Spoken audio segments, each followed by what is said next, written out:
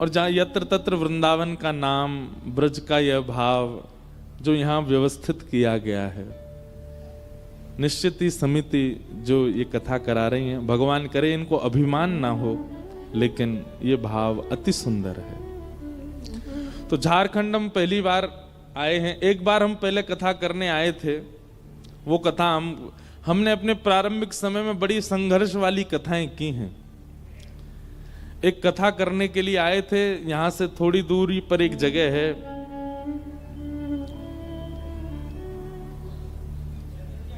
चंदन क्यारी, बोकारो के पास में।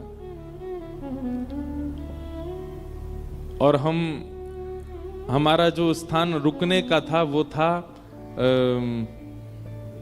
पुरुलिया, बंगाल में रुके थे और कथा करने के लिए चंदन क्यारी जाते थे। वो कथा हम भूल नहीं सकते, बहुत सुंदर कथा हुई थी। रात में होती थी कथा 7 बजे से 11 बजे तक, और हम पुरुलिया से जाते थे कथा करने।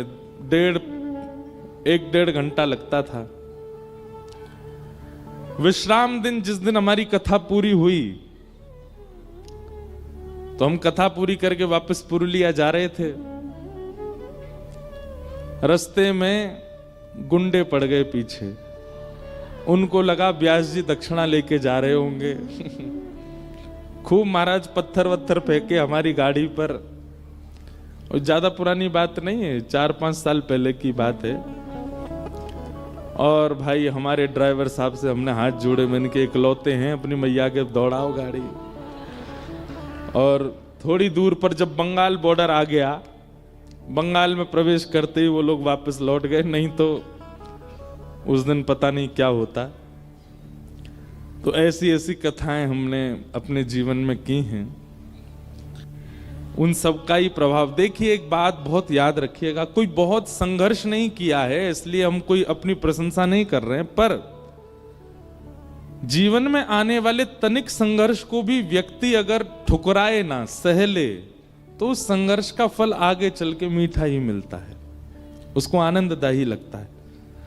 हमारे प्रति लोगों की कई बार ऐसी भावना रही कि ये एक व्यास जी के पुत्र हैं, इनके पिताजी भी श्रेष्ठतम व्यास हैं, तो इनको सब बहुत अच्छा ही बना बनाया मिल गया। लेकिन नहीं, हमारे पिताजी ने हमको बहुत संघर्ष करवाया। अगर कहीं अव्यवस्थित रूप से भी कथाओं का निमंत्रण होता था, तो हमारे पिताजी आज्ञा करते थे, जाइए करके आइए। जरूरी नहीं है कि बहुत व्यवस्थाएं मिलें तो ही कथा करनी है, आपको जाना है कथा के। तो ऐसी भी कथाएं कई हमने की हैं कि जहां दूसरे तीसरे दिन हमारे मुख्य यजमान ही लापता हो गए, और कथा के विश्राम दिन टेंट का, हलवाई का, लाइट वाले का, सबका बिल हम पे करके आए। आयोजक ही चले गए, पता ही नहीं चला कहां गए महाराज। तो ऐसी कथाएं भी जीवन में आई हैं। संस्कृत में एक शब्द है सहते, और सहते शब्द का अर्थ होता है सहना। और संस्कृत में जीतने को भी बोलते हैं सहते। मतलब अगर कोई व्यक्ति सह रहा है तो उसके लिए भी सहते शब्द का प्रयोग है, और कोई व्यक्ति जीत रहा है तो उसके लिए भी सहते शब्द का प्रयोग है। हमारे महाराष्ट्र के संत श्री विनोबा भावे कहते हैं, इसका अर्थ क्या है? जो सहेगा वही जीतेगा। जिसने जीवन में कभी सहा ना हो, और ये बात सब जगह लगेगी, चाहे वो आपके गृहस्थाश्रम में हो, चाहे वो आपके संन्यास आश्रम में हो, चाहे वो आपके भक्ति मार्ग में हो, चाहे वो आपके आईटी मार्ग में हो, चाहे आपके डॉक्टरेट मार्ग में हो। किसी भी मार्ग में अगर आप चल रहे हो, आपको सहना तो पड़ेगा। और अगर आपने नहीं सहा है, आप नहीं सहे हो, कुछ बहुत इजीली सब कुछ प्राप्त कर लिया है, तो आप कहीं ना कहीं आगे चल करके चूकोगे। थोड़ी बहुत चूक तो आपसे बनेगी, कभी ना कभी एक अपराध या गलती आपसे बन सकती है। इसलिए ठाकुर जी से यह भी प्रार्थना कीजिए कि नाथ, मैं जिस मार्ग में हूं उसमें पहले मुझको थोड़ा सहन करवाइए, ताकि आगे चल करके मुझसे दिक्कत ना बने। निश्चित है, जिस व्यक्ति ने गाड़ी पहली बार चलानी सीखी और फिर महाराज 5 साल तक वो गाड़ी चलाना सीख गया, और उसने कभी गाड़ी को टक्कर नहीं मारी, एक बार भी कहीं गाड़ी उससे छुई नहीं है, तो निश्चित है कि बहुत जल्दी वो उसका एक्सीडेंट थोड़ा भयावह हो सकता है। क्यों? क्योंकि उसको गाड़ी छुबने का, टक्कर होने का अनुभव ही नहीं है। इसलिए गाड़ी चलाने वाले से एक आध बार गाड़ी इधर उधर लगनी चाहिए, उससे उसको भय और अनुभव हो जाता है कि ऐसा करने पर मेरी गाड़ी कहीं स्पर्श हो सकती है, कहीं लग सकती है। किसी भी मार्ग में आप हैं, आपको थोड़ा तो सहना पड़ेगा, और बिना सहे अगर मार्ग में प्रवेश करते जा रहे हो तो यह दिक्कत वाली बात है।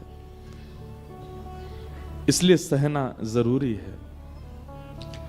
तो हम ऐसे रूप में आए थे। वो चंदन क्यारी में कथा हुई थी, बहुत बढ़िया कथा थी। बेचारे जो वहां के यजमान थे वो ग्रामीण, बिल्कुल, अब चंदन क्यारी जिन लोगों ने देखो, चंदन क्यारी भी नहीं था, वो चंदन क्यारी के पास में कोई गांव था, बिल्कुल देहात। हमारी रहने की व्यवस्था एक स्कूल में करी गई थी, वहां नीचे गद्दे बिछा करके सो जाइए, सुबह शौच आदि क्रिया के लिए जंगल झाड़ी, जंगल में ही जाओ, यही है। पास में कुआं था, वहीं से जल निकाल करके नहा लो। तो फिर हमारे ऐसा करने पर मेरी गाड़ी कहीं स्पर्श हो सकती है, कहीं लग सकती है। किसी भी मार्ग में आप हैं, आपको थोड़ा तो सहना पड़ेगा, और बिना सहे अगर मार्ग में प्रवेश करते जा रहे हो तो यह दिक्कत वाली बात है। इसलिए सहना जरूरी है। तो हम ऐसे रूप में आए थे। वो चंदन क्यारी में कथा हुई थी, बहुत बढ़िया कथा थी। बेचारे जो वहां के यजमान थे वो ग्रामीण, बिल्कुल, अब चंदन क्यारी जिन लोगों ने देखो, चंदन क्यारी भी नहीं था, वो चंदन क्यारी के पास में कोई गांव था, बिल्कुल देहात।